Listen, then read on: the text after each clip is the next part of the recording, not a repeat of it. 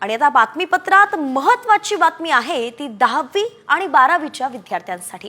तुम्ही कॉपी करत असाल तर तुमच्यावरती आता तिसऱ्या डोळ्याची नजर असणार आहे।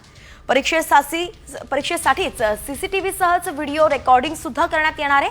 परीक्षेतील गैरप्रकार टाळण्यासाठी परीक्षा केंद्रांवरती सीसीटीव्ही कॅमेरे बंधनकारक करण्यात आलेत आणि त्यासोबतच सहाय्यक परीक्षकांच्या मोबाईलवरून सुद्धा प्रत्येक केंद्रावरील पेपर संपेपर्यंत हालचाली टिपण्यात येणार आहेत।